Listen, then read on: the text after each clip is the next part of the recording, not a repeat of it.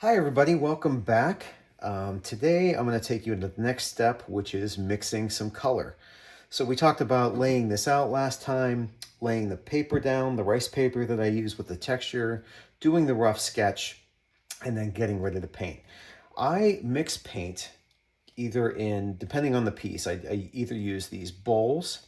You can get these bowls from the dollar store. They're great to mix color. And because it's an acrylic process, you can scrape them right off. They clean up very well. The other thing I use are these palettes. You can also get these, believe it or not, at the dollar store. Really cheap, recyclable. I mean, I don't throw any of these out. I just clean them and I keep reusing them. Same thing with the palettes. I have quite a few of these. So depending on how much color I need, I can either mix more color in the bowl. If it's like a background or something, I'll mix a large portion of color.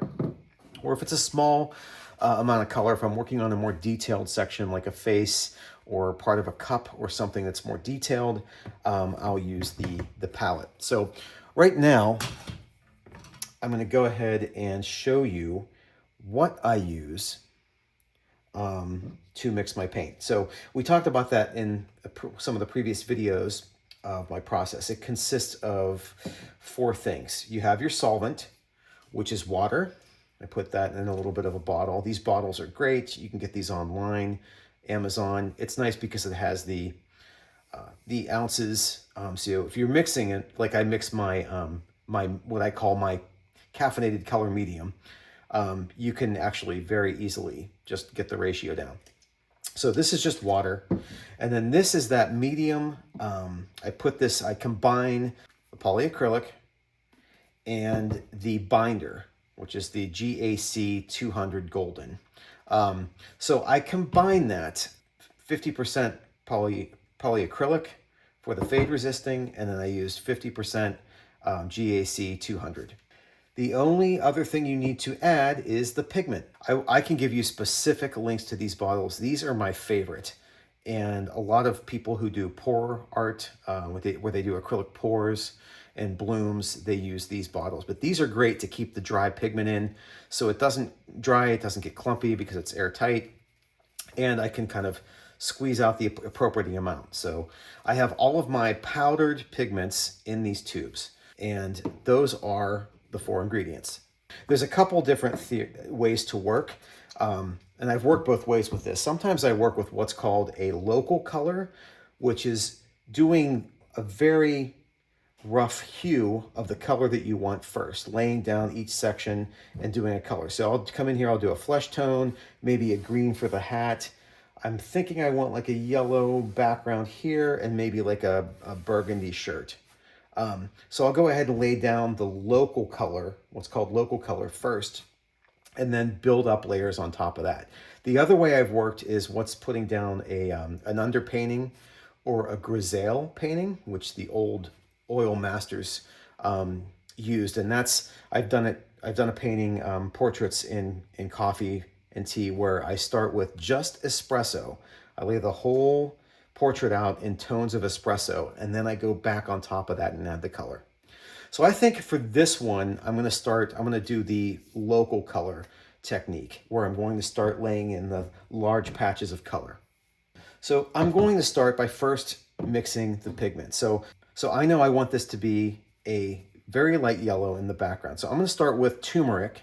People drink turmeric tea. It's actually really delicious. It has a lot of health benefits. I'm going to start with powdered turmeric and put a little bit of just powdered, this is straight powdered espresso. But I'm going to add a little bit of water to start. That's my solvent. And then I'm going to add my medium. Some of that out.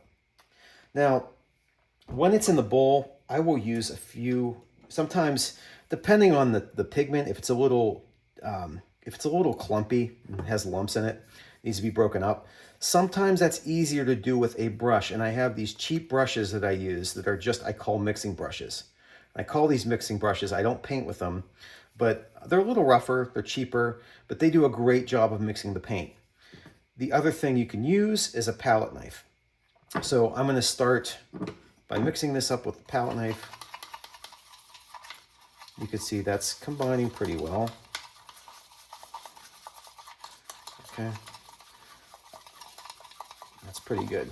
So what I do add to the paint sometimes is white. I don't use any other pigmented paint. All of my pigments, all of my colors and hues, except for white, are made with natural pigments. And I add the white if I need to get it lighter. In this case, I'm just going to lay down some of this color, and I don't need to add the white in this case because this is the base color. To lighten the color, I can just add more of my solvent, water. Mix that a little more with the brush. You guys see that nice yellow hue. And then I start going ahead and I start laying this foundational color in. Turmeric is a very rich color. You don't need a lot of it when mixing your paint. Again, you can add the water, you can add more solvent as needed. The most important thing is that you've now binded the pigment so that it sticks on the surface, and you've kept it from fading. So what I'm going to do now is lay this down, and I'm going to use this rough brush. I can use this mixing brush to lay down the solid color first. And I have bigger brushes, I could use that, but for demonstrational purposes, I'm just going to cover this whole thing. Okay, now it doesn't mean that this color palette can't change. I often find I change the tone. Sometimes I'll add additional texture paper over top of it, and that actually changes the color. But now I have my base coat done with this yellow. So, by the way, I know I talked about not painting with these. I know I just did that, but all I did here was lay that solid foundational color in. So I'm not really painting with this.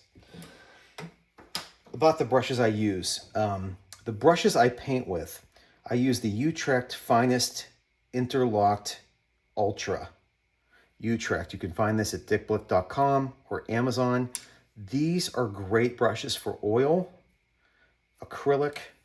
I find they're good overall brushes, but the reason I use them is they can take a beating with this process. My paints, since I'm making my own paints, I have to always clean my brushes, and when I clean my brushes, they seem to last for a very, very, very long time, painting after painting. Okay, so moving on to other tones in this piece. I told you in the beginning I think I want like a kind of a hunter green cap with a gray band, and we'll go flesh tone here, white cup, black lid, and then we'll do, I'm thinking like a burgundy, rich burgundy shirt. So I'm going to go ahead and mix, we'll do the flesh tone. So my flesh tones are created a combination of different things. So I start with the turmeric. This is dragon fruit powder used in smoothies. You can make a tea from it. This will give you a pink tone. Gonna add that. Okay. And then I'm gonna start adding some solvent. Just want to see what I get with adding those two tones. You can see it's a little bit, there we go, on the pink side. Again, using the brush to combine. Okay, that'll work. Go ahead and add my medium.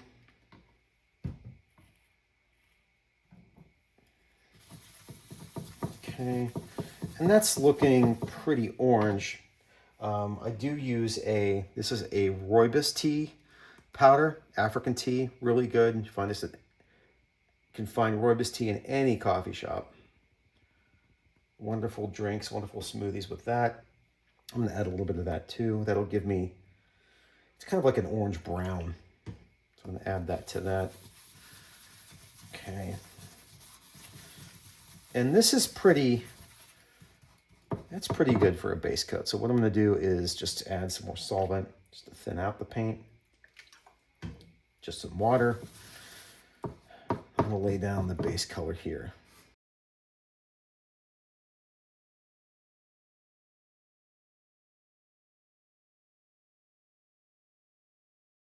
This is the butterfly pea tea blue, a tea it's grown in Thailand. It's got a really earthy taste. They use this a lot in culinary arts and drinks to change color in drinks. If you add an acid to it, it turns into a more of a berry color. And if you add a base to it, it turns to the green side of the spectrum. So we're going to add this dry pigment. Again, this is the butterfly PT, PEA, like the vegetable. And I'm going to go ahead and add a little bit of the solvent, just water. The interesting thing about this tea, and actually pretty much every tea that I use, is that each batch is different. It's kind of like cooking. So the batches I get in the mail one day differ from the batch that I've used. So you get these natural shifts in color just by the plant, just by the tea leaves, and the variance with the tea crops. So here we go. That's the blue. Now to get this to green, I can shift this by adding a little bit of baking soda. I use baking soda and vinegar. Right now, for basic colors, I'm going to just add some of the yellow, turmeric. Again, this stuff is potent. That stuff, you don't need a lot of it.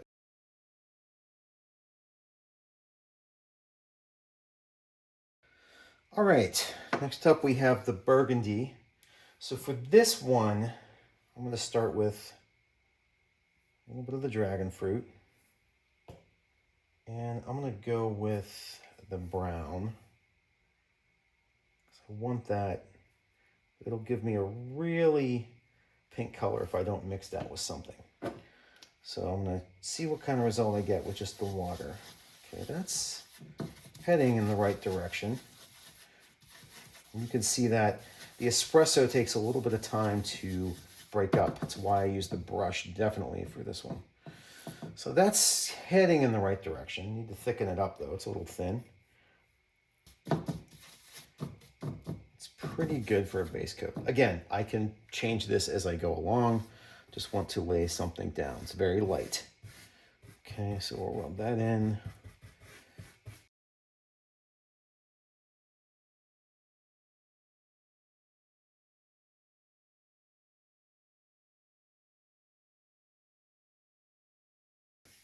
So you're probably wondering, how do you create a black?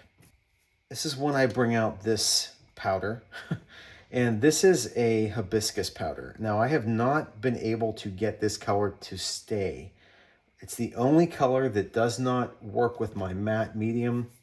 It's the only color that does not work with my painting medium. I've tried so many things. It is a vibrant red color, which I can get from other combinations of other leaves, but it is great as an assistant to making a black because it fades. So I add a little bit of this, again, very little. I add my butterfly PT, and then I add espresso, and I get pretty close. You still see it's got that violet hue to it. The more blue I add, the more brown, it gets closer to black. So that's how I make my black, and you'll see that whole process get thicker in the following videos. See that?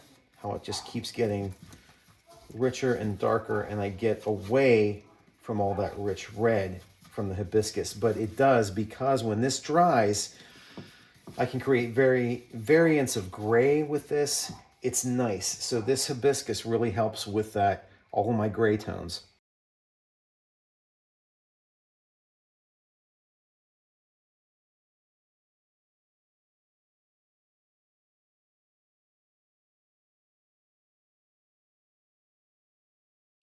That's my kind of the introduction to my painting process. I'm looking forward to showing you how this evolves, and see you next time on Stay Caffeinated.